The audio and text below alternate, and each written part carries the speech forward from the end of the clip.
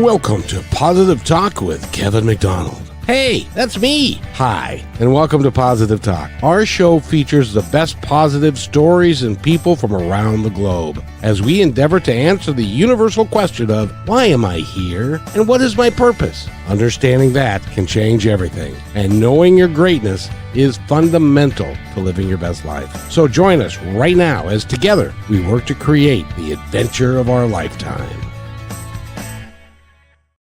And welcome, everybody, to another adventure of our lifetime. My name is Kevin McDonald, but I think you know that. If you don't know that, you should know that if you're listening to this on the Brushwood Media Network or anywhere else for that matter. Because as you know, we're on YouTube and Facebook and Twitter and on LinkedIn. And we're not on Twitter anymore. We'd be on X now. And we're going to be joined in a little bit by Brachelle. And I want to introduce to our audience Dr. Dominique M. Carson, LMP. And her bio is very interesting because she's a freelance journalist, a researcher, a massage therapist, a writer, a reporter, and an author. Carson's work has been featured in several publications, including Ebony and NBC, The Singer's Room, SoulTrain.com, Education Update, and the Brooklyn News media outlets. She's interviewed well over 100 notable figures in entertainment, such as Charlie Wilson, anyway, Patti LaBelle, I know that one, and Kirk Franklin, and many more. So it's with that. Doctor, how are you today? I'm great. And yourself? I'm always good. I don't know if you know, I have a show. It's called Positive Talk, and I'm required to be of a positive nature all the time. So I am. So tell us a little bit about yourself. You've had a varied and storied career, starting with journalism, and then for lack of anything better to do, you became a massage therapist and a bunch of other stuff. How did all this work out for you? So writing became such a very therapeutic tool for me as a child. I was kind of going through some growing pains, and my grandmother always told me rebellion can only get you but so far. And my late Uncle Ricky, a vivid storyteller in our family, and his daughters, my cousins, Iani and Fatima,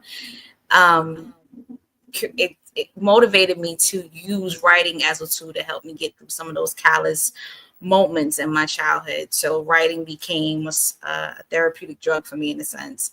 And I decided to be a journalist. BET had a show called Teen Summit back in the day. My favorite journalist, unfortunately, lost her battle with breast cancer, Ananda Lewis. She was on the show. And that's when I decided that I was going to be a journalist in the 4th grade. I didn't want to do the television aspect of it. I wanted to do the print online. I wanted my words to have meaning and have purpose. So my first assignment as a student was editing my classmate Erica Booker's essay in the 4th grade. And my editing wasn't too bad, and that was a huge milestone in my life, especially someone coming like me, overcoming a hearing deficiency and having extensive speech related services because of that hearing deficiency. And it just became a blueprint for me to start working on my articles. I had my first article published when I was 16. So this is becoming like the 20th anniversary of me being a journalist. And also massage therapy just came into my life. I was 17. My parents took me to a spa. I fell in love with it. I just never thought I was going to be the provider. My grandmother, once again, my late grandmother, told me that I was going to have another career utilizing my hands and they were going to help people. So that's how the massage aspect of it, I heard what she said, took it to consideration, but didn't take it seriously till I was 25. Mind you, I was a whole college graduate. I had a whole master's degree, everything, but I still felt like something was missing. And my father's father, gave me $100, and I'm sitting on this Brooklyn, New York bus, traveling from him. And I looked at the $100 and I said, what am I really going to do with this $100? Because I knew it was going to get spent. So I spent the money to apply to massage school, and the rest was history. Which have you liked more? Was it being a journalist and interviewing famous people, or being a massage therapist? I can't say if I like more. I think I love them for different reasons. I'm writing is always going to be my artistry. It's my voice. But massage is a calling. I think in the healing arts field, you really have to love what you do. And I really believe that massage therapy it's a part of my calling to help people and to utilize this gift that God gave me. So it has different purposes in my life. And I'm just blessed and thankful that I'm able to have these divergent careers and let them intersect. Well, and being not a massage therapist, which I'm not, but I've known a bunch, and what they'll tell me is that, and hold on just a second, because Brachelle's here, and she's really here, and and Brachelle, we're just getting started, and we're talking about her massage therapy work, and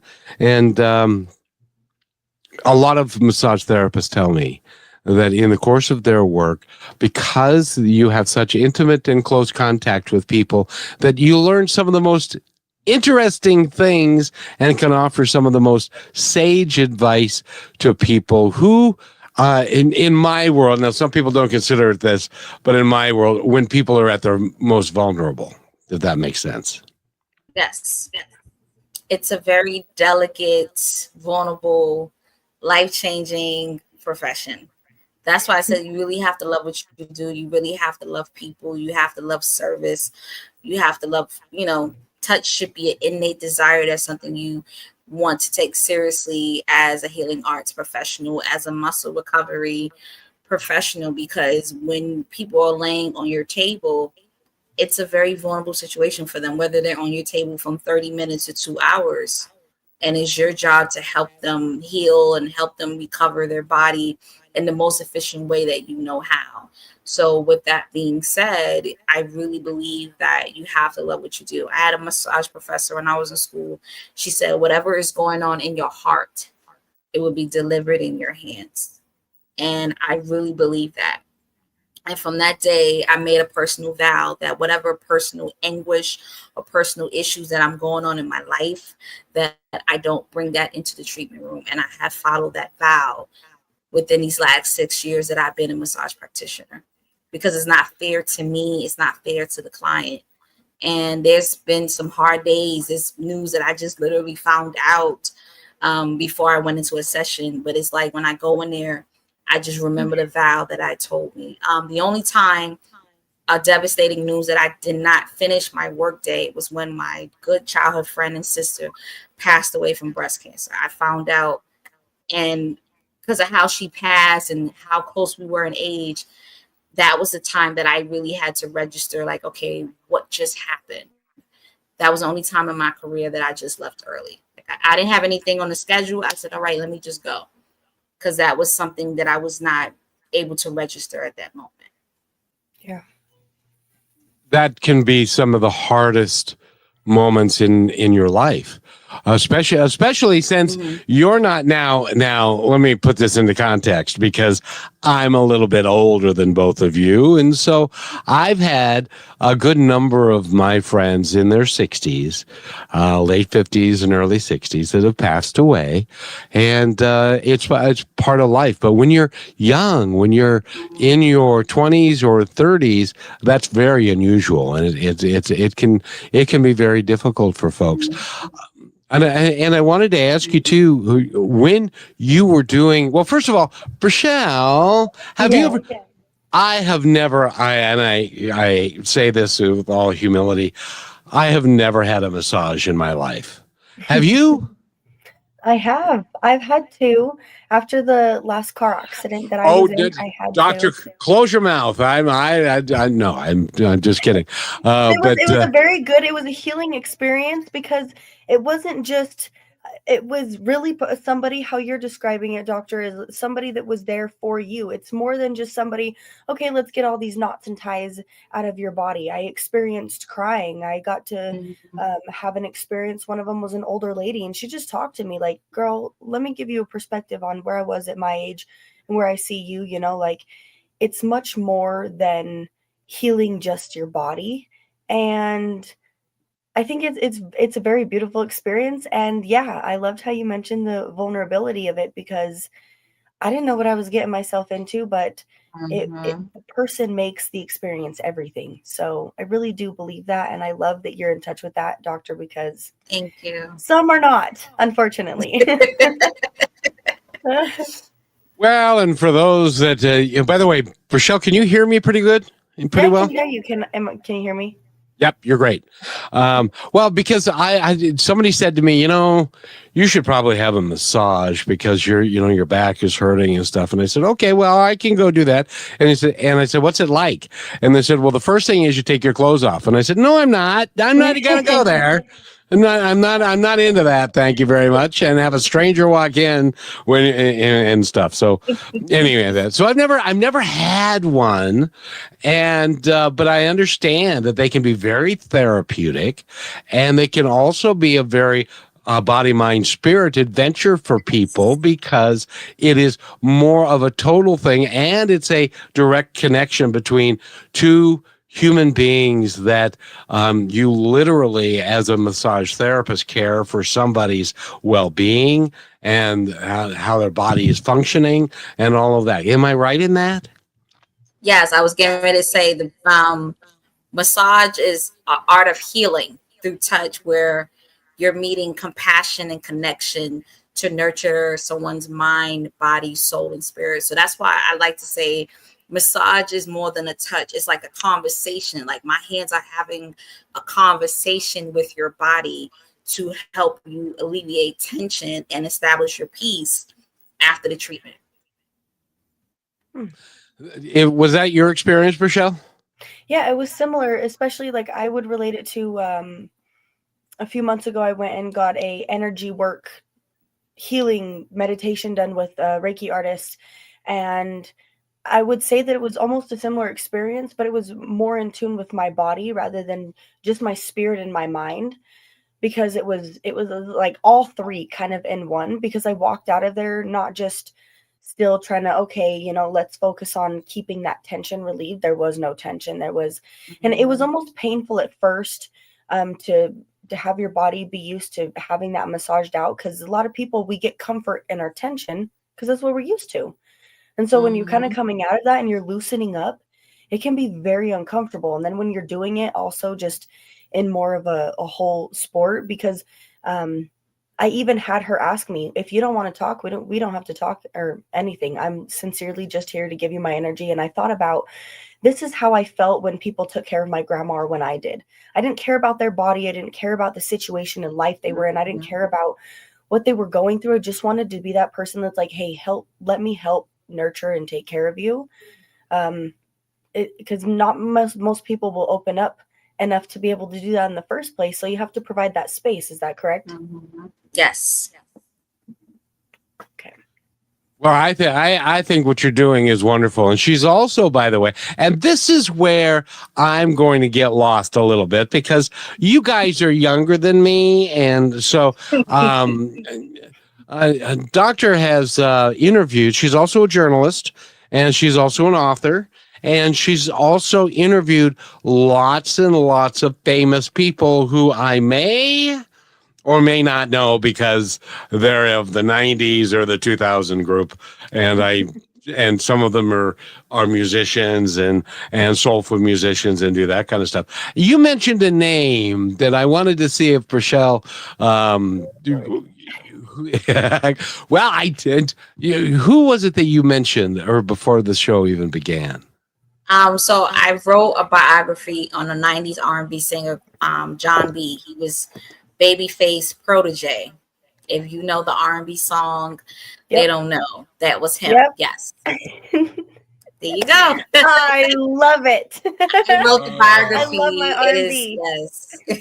He is my biography now on him is an award-winning biography from the International Impact Book Awards. I received the biography November edition winner, and that was funny because I wrote the book almost 5 years ago, and it was honored last fall. So that was a huge triumph moment, especially for someone that's self-published. That's a big moment. Yeah, Congratulations, you deserve that. Thank you. And by the way, when we come back from this break, I'm gonna have the two gals tell me exactly who that is and stuff, and maybe Brichelle's got a wonderful voice. Maybe she could sing a few bars of what. Not today, Kevin. I've been exalting too much energy lately to cry. But singing will be there someday. Okay, we need to take a real quick break, and we're going to be right back. We've got Dr. Dominique M. Carson with us, and she has done so many things, and we're going to talk about the rest of it when we come right back. You became a real estate agent for freedom, success, and real momentum. So why are you still stuck waiting for closings to save you? I'm Ophir Adar, founder of Real Momentum, and I help agents like you become seven-figure earners. My first client that I coached, brand new agent, made $250,000 back in 2006. What's the secret? You feed your white wolf. That's the part of you that's bold and unstoppable and a closer and able to build rapport quickly. So click Get Listings at Real Momentum and let's unleash your real estate potential.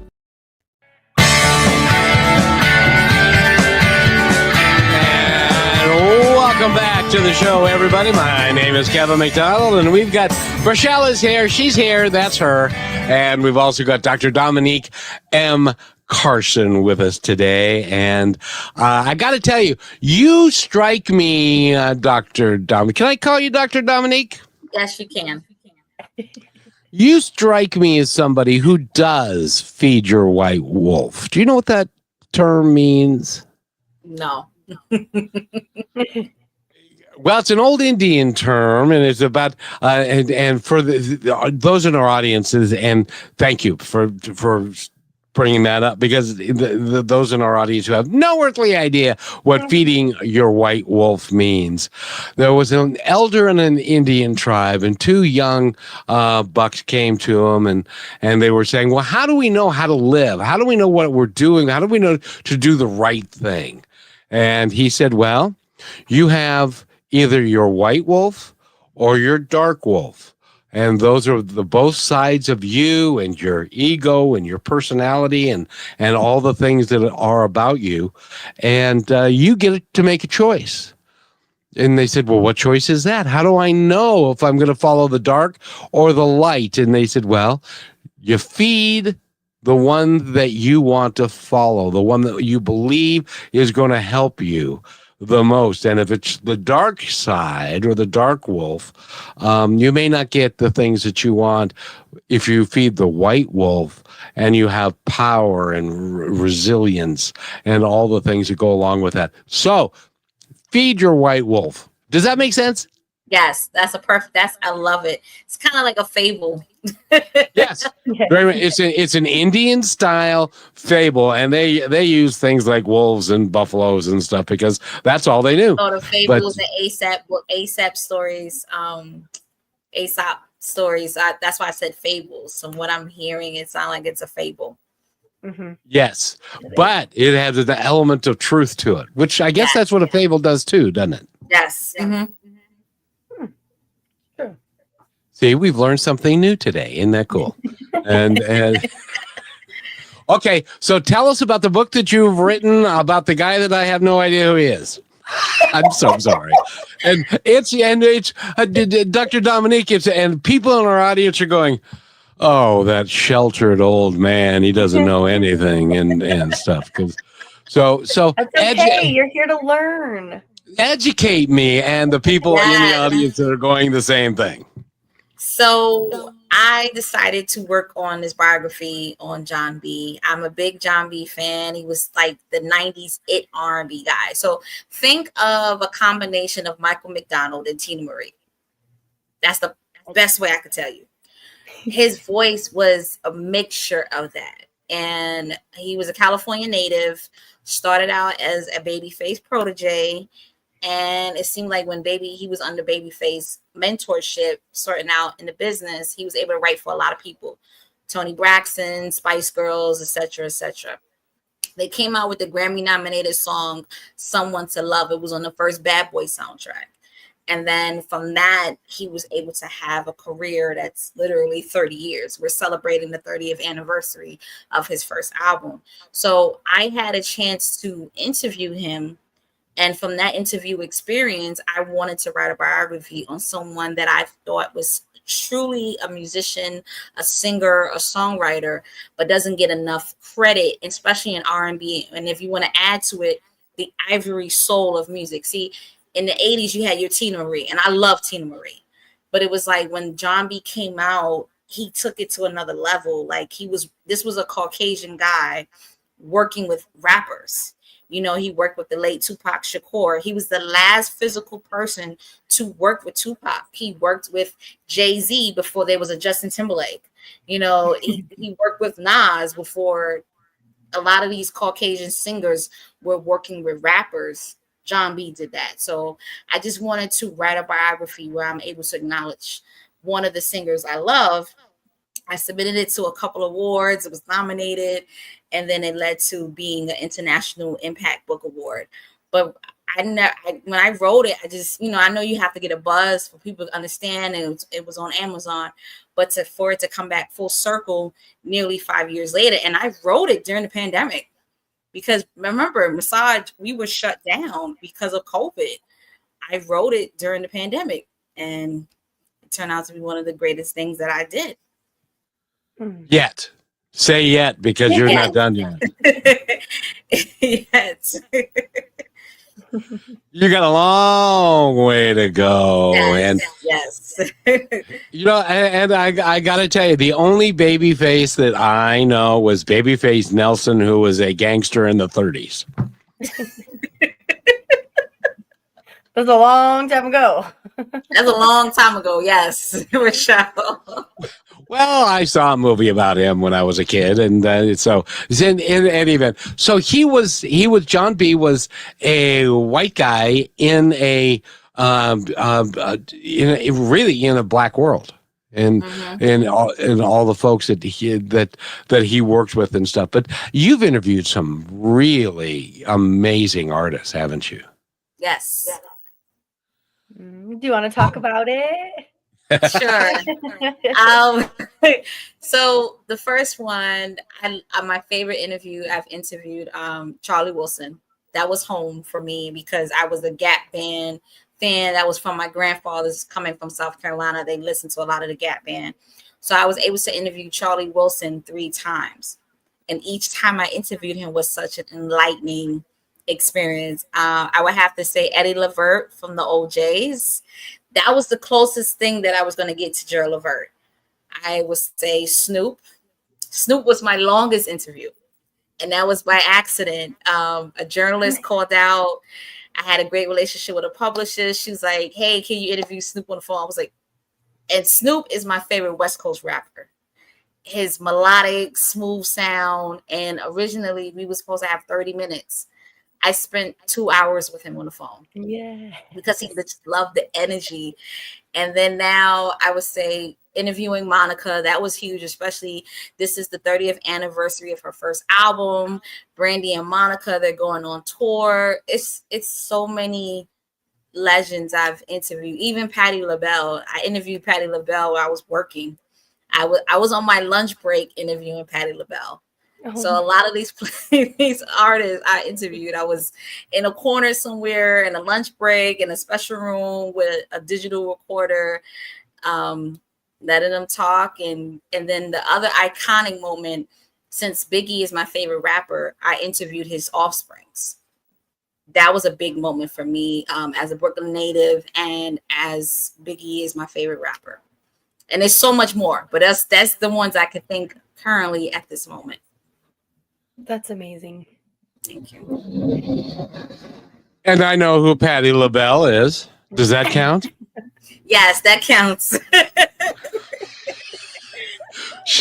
She's an amazing singer, and so and it strikes me because you had a 2-hour conversation with Snoop, and the reason was that was with him, right? Yes. Yeah. Mm-hmm. Yes. And why you had a 2-hour conversation with him? Because they get interviewed They get interviewed all the time. People ask them the same question over and over. If you can be unique and have a lot of energy and with a smile on your face, it's going to engage them like no other. And that's a gift that I think that you have. Yeah. Thank you. Well, and then it shows through the same thing in what you're doing as a massage therapist. You're really connecting with people and getting to know them as who they are. Yeah, okay, he's Snoop Dogg, but who's he when he goes to sleep at night, when he wakes up in the morning, when he's got struggles that he thinks, like everybody sees me as this one person, but I'm still human. I'm still going through my things. This is reality. I'm just able to show my gift through music. You're able to do that through sharing those people's stories and through being a massage therapist. And that's literally what this show is about, is each of us have that purpose to kind of go out and create that for ourselves, because when you are able to help somebody, it continues on. It's more than just that. And I love how you're able to see that.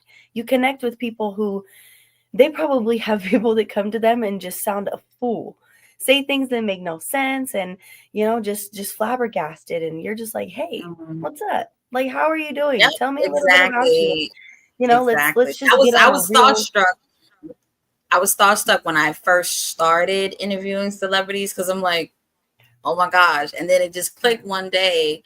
They're human. Yes, they have more notoriety and more fame, but when the lights go out, they're just as human as us. And I started to change it and make it more organic. And I've just been very blessed that I was able to bring a lot of my family and friends so they could see me live interview. I remember one of my cousins, I interviewed the 80s singer Jodie Watley, and he was like, oh my gosh, my cousin's a different person when she's interviewed. Like, it's just like she turns it on. And that he was so like elated, seeing that was my mom when she had a chance to see me interview somebody live in person. And but this all started when I was in high school. I had an opportunity to interview some of the cast members from Degrassi.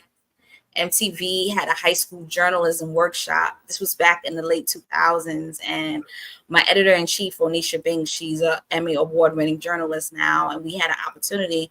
And she's like, I'm looking for myself and 3 other writers.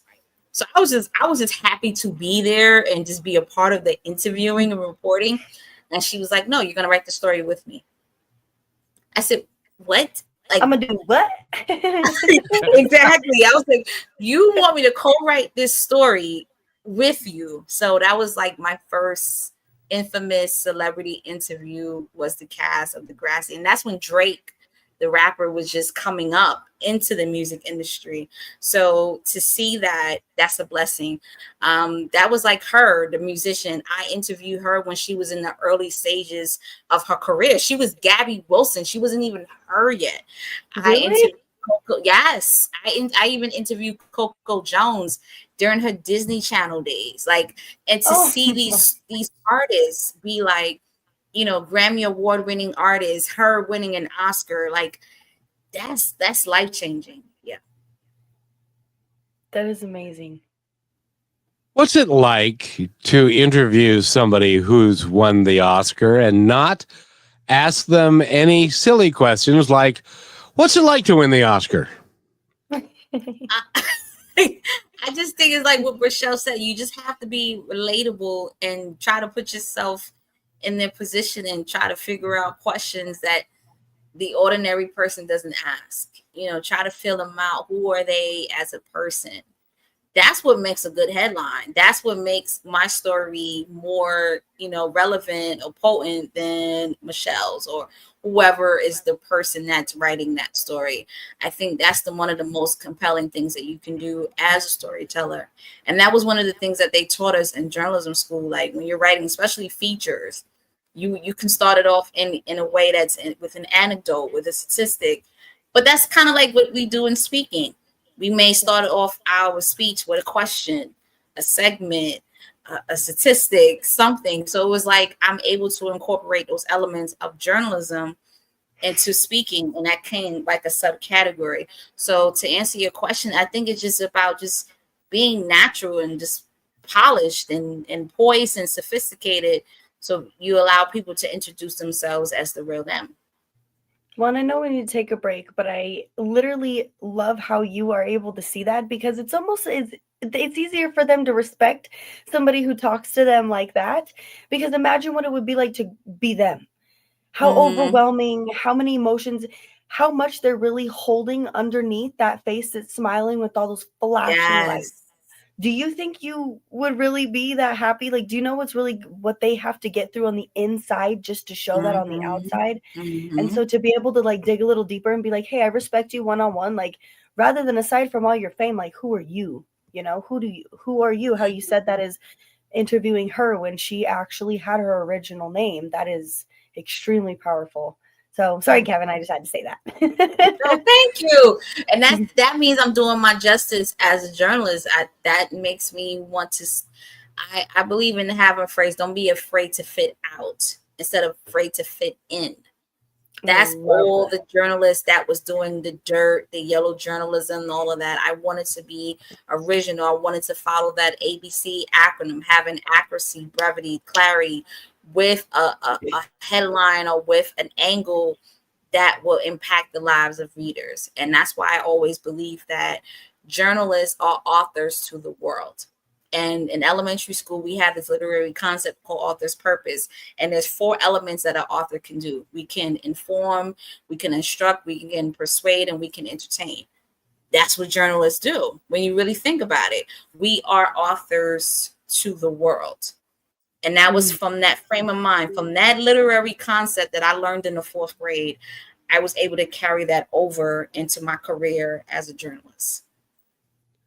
That's really is exciting, because you're nowhere near done, and you've got a lot of stuff to continue. When we come back from this break, I just want to mention, because you're stepping into an environment, especially with somebody that's got a new album out and they're on a quote unquote media tour. It's like people, they do back to back to back to back to back to back to back. So you have to find a way to stand out, I would imagine. When we come back, I want to ask you some of the things that you do to help stand out so that they want to talk to you and they say, oh, I'll just stay with her. You guys can get your notes from her. We'll be right back. You're listening to Brushwood Media Network, the best in syndicated talk, news, and entertainment shows.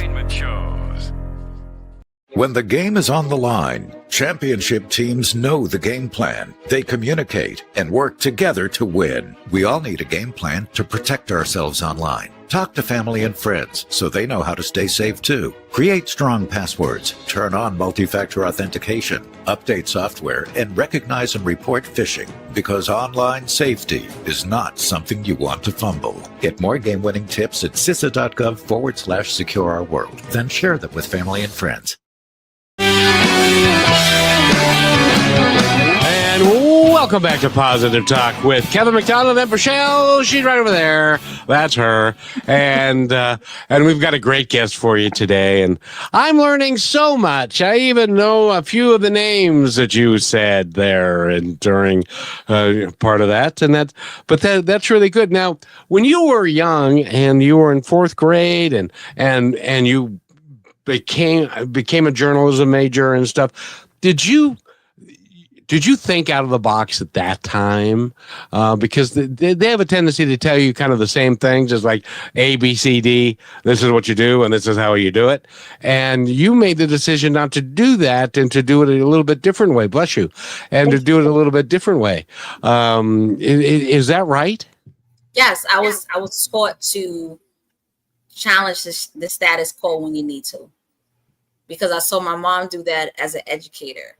I learned that there are teachers and then there are educators. You know, for my mom, I watched her to have a career with purpose and passion as an educator to impact the lives of students in all type of backgrounds.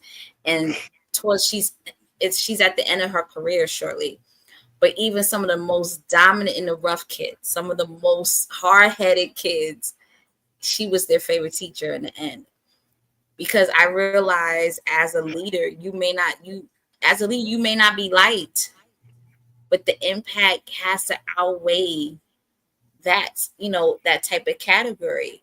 I may not like this teacher, but she changed my life. My mom had students coming up to her like, if you were my second and third grade teacher, I don't know where my life would have been.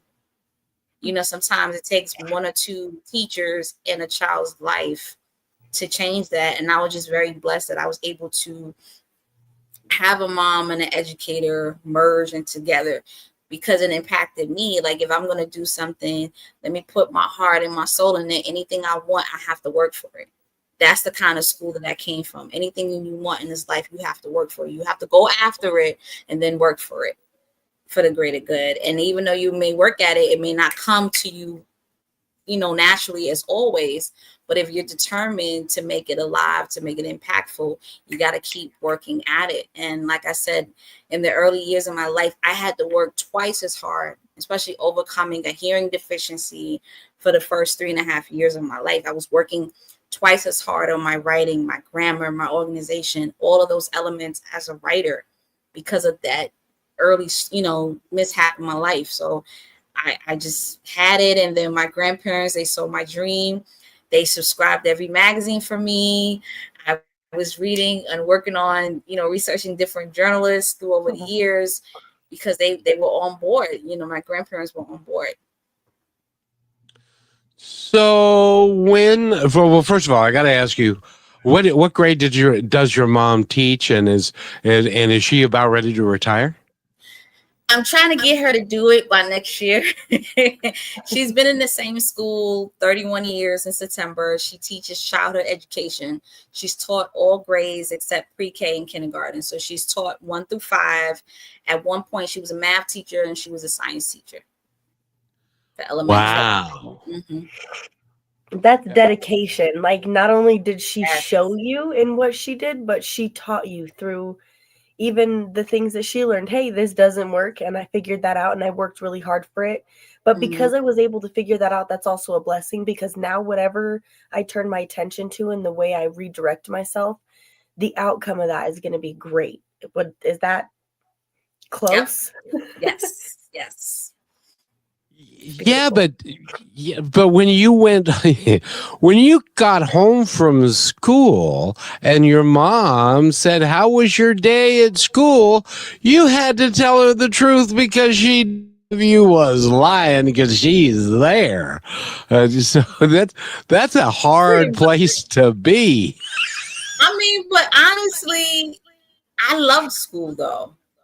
And as a child, I was afraid of my mother's temper. So I didn't play them games too far. Like back in the days, parents used to give you a face. Like they used to scrunch their nose or their lip or whatever.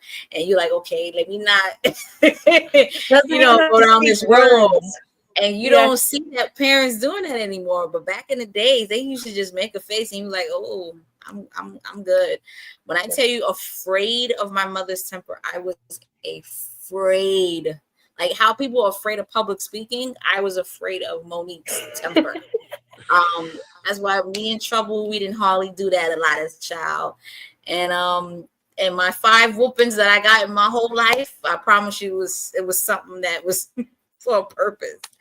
Because I was really a good kid. Like I really just wanted to stay focus and keep my toes, in addition to the growing pains I was going through as a child. But school, I didn't play that. Like, I really wanted to learn. I was one of those inquisitive students that was always eager and motivated to learn. Well, and that your parents and your grandparents played a part in that for you, Mm-hmm.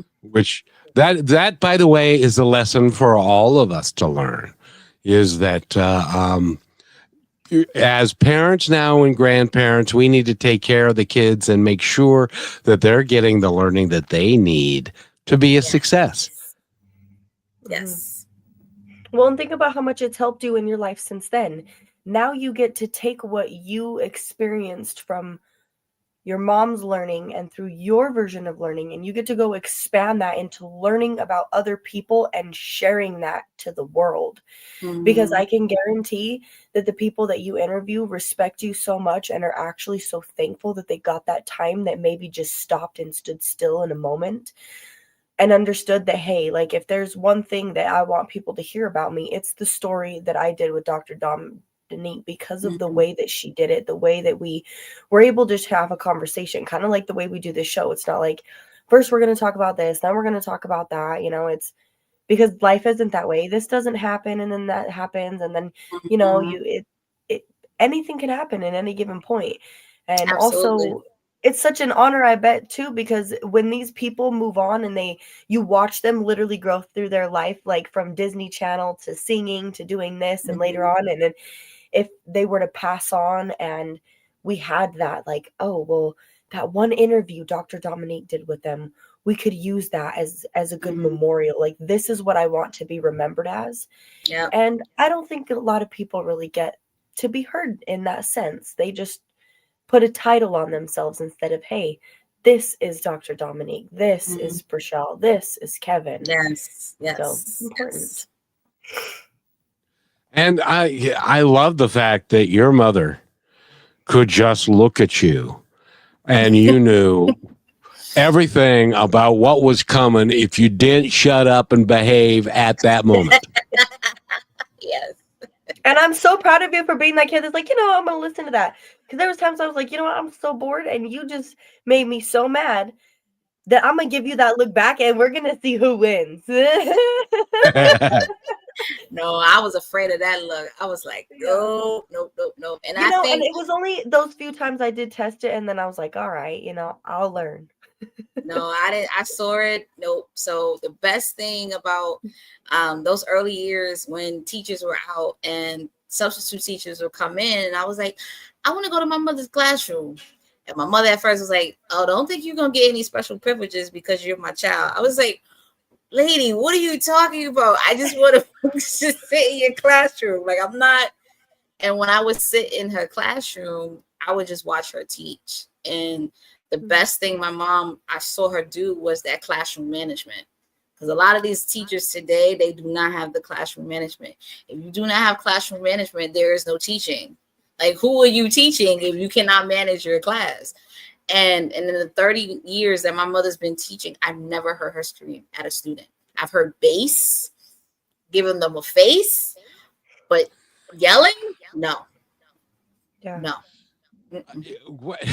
What I want you to do when you write your biography about your life, which is coming, by the way, because it needs to be written, I want you to take a picture of your mom making that face so that you can put it in the book. Because that will be just priceless. Yeah. I agree. Because she spent 30 years in the classroom, and I'll bet you that every student that she had in that classroom either experienced that face or saw somebody else experience, and they didn't want any part of that. Yep, guaranteed. Well, and it also teaches kids, though, it's so powerful because she set a boundary and words without saying anything. Exactly. You know how many times, like, you find adults trying to teach a kid something and they do what they're telling them not to do? Stop yelling! They're yelling. My grandma did it. I watched her do it with one of my cousins. It is my favorite story to tell. She was hitting her sister. She called her into the room. She grabbed her hand and she said, "We don't hit." and she hit her. It's like, so this phrase of, I love how you mentioned that too, because they're not just coming to school to, this is math, this is that. She's teaching them a foundation of what it's like to be human, how to communicate, how to set boundaries, how to, it's so much further than that. So if you would like, Kevin, I would love to take this break just a little bit early, because I want you to be able to speak upon that, Dominique, and how it's affected you and what you've learned in your life. Okay. We're having a beautiful conversation. This is pretty awesome, I do have to say. Dr. Dominique M. Carson, LMP, is our guest, and she's an author and a journalist and a massage therapist, and she's probably a really good daughter too, but we'll be right back.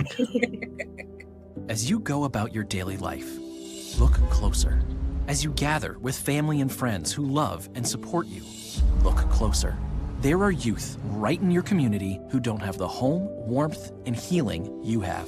So look closer. Every year across America, a staggering 4.2 million youth are homeless or trafficked. And for 50 years, Covenant House has worked relentlessly to keep them safe and protected. Tonight, 2,000 young people will sleep safely in a Covenant House bed. And tomorrow, they will wake up surrounded by love. They get clean clothes, hot meals, medical care, and a safe place to sleep. 24 hours a day, 7 days a week. In sites across America to help them fulfill the great promise of their lives. So look closer at Covenant House. To help or get help, go to covenanthouse.org.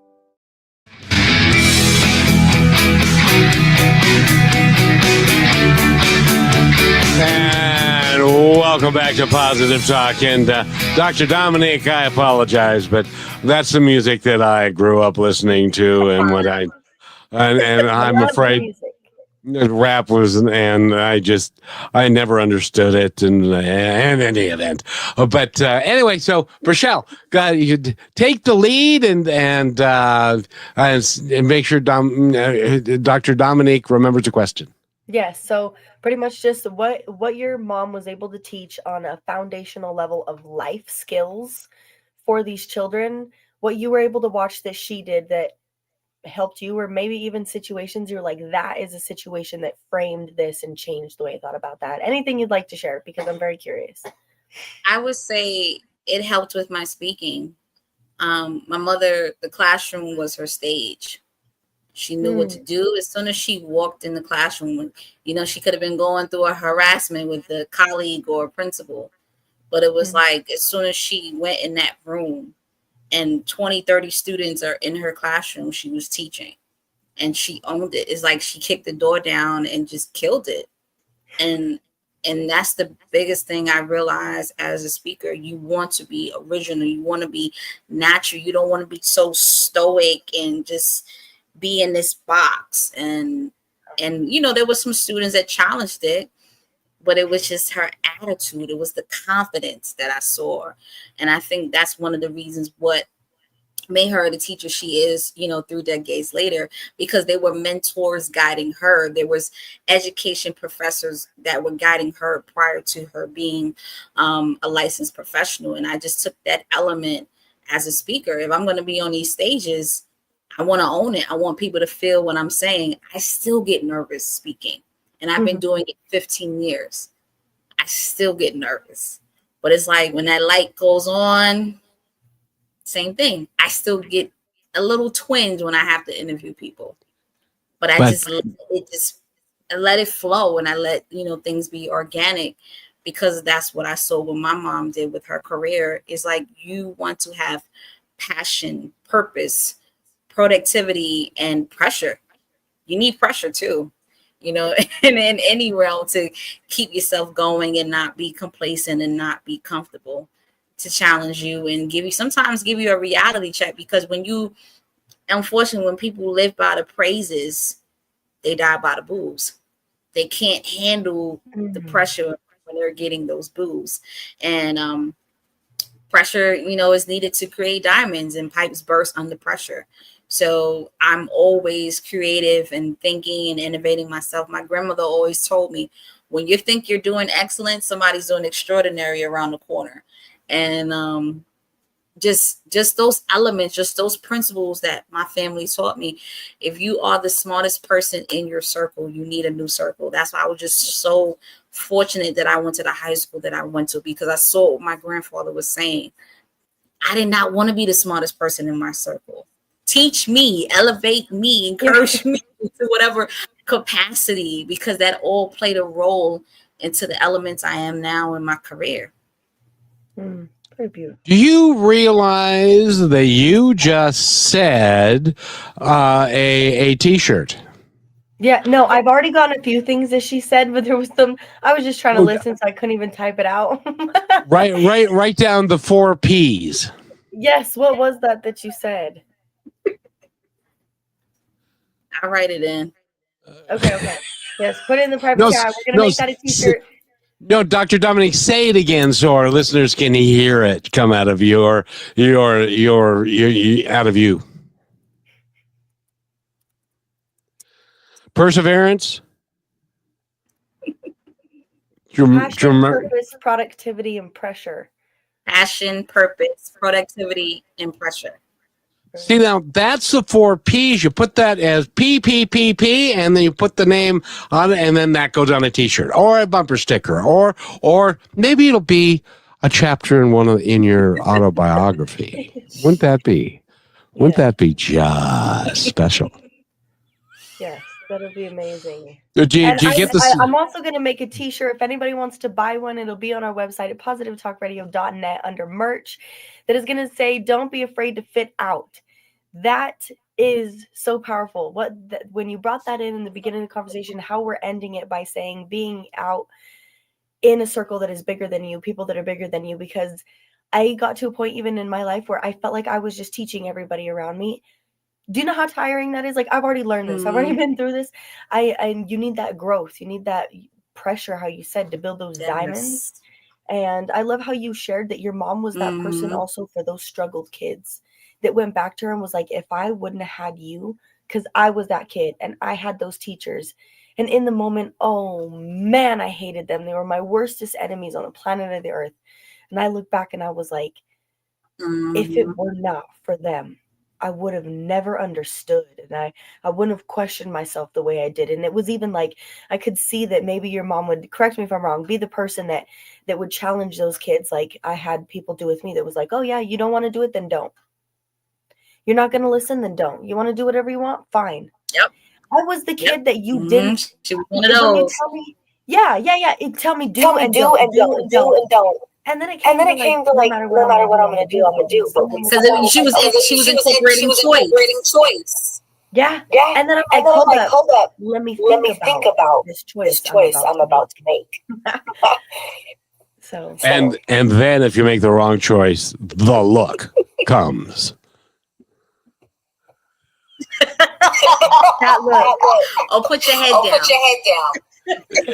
Yeah, exactly. By the way, have you ever asked your mom? You're a good interviewer, a good journalist.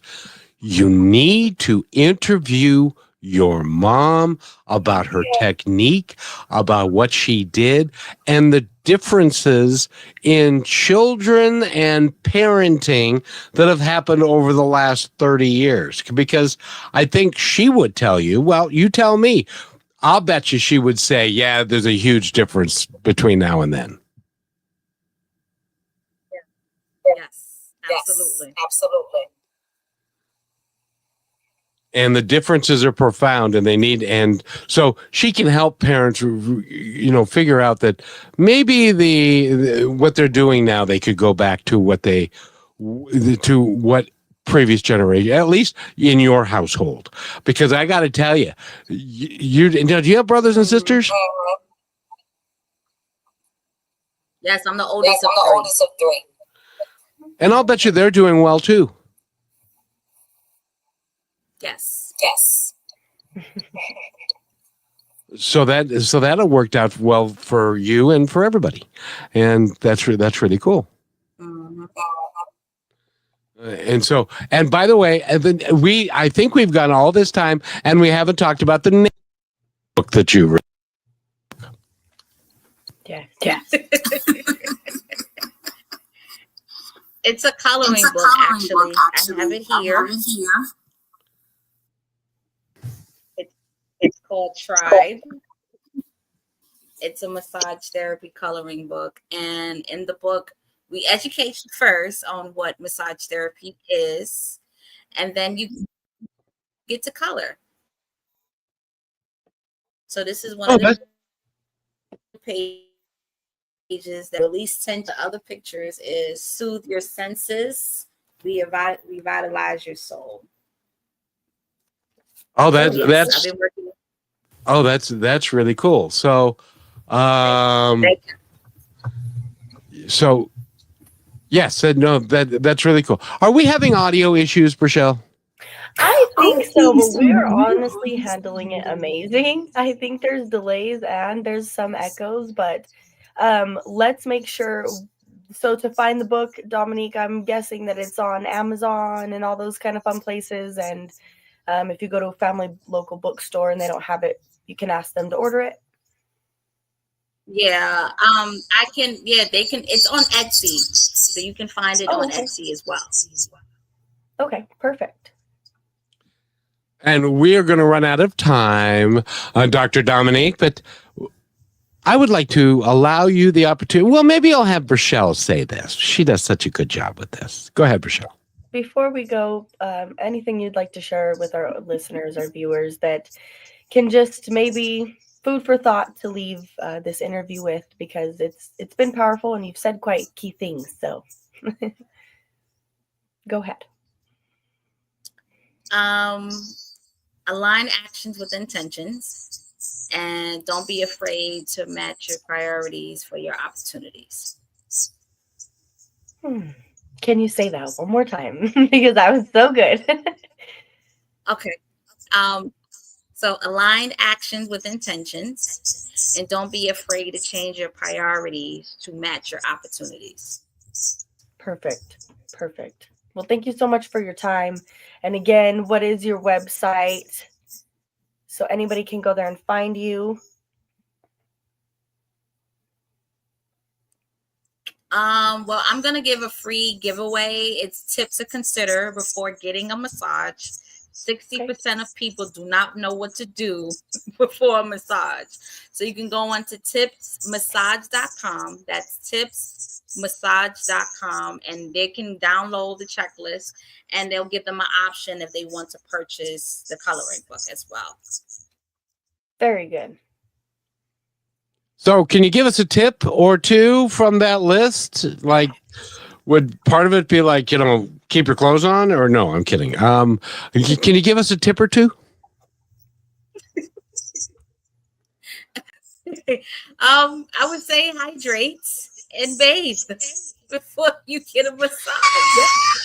No. Purposes. It sounds so simple, but you'd be surprised how many people come into a massage and do not bathe, or their hygiene is not at its finest. Oh, there's another career I'm not going to do now. Well, it's a good thing we got her doing it, huh? I cannot believe it. Heart to be a massage therapist. Although I got to tell you, I used to be a shoe salesman when I was 18 years old, and a lady came in. She wanted to try some sandals. She was wearing boots with wool stockings. So she took the boots off and the stockings, and her feet were literally dripping. And she said, I left that job. That wasn't so good. No. Well, and if I can leave us with a key point, that is one thing that is so important when you get a massage that I realized is to be hydrated. When you are done with that massage, you're going to feel like you just drank a whole bottle of wine. You need water.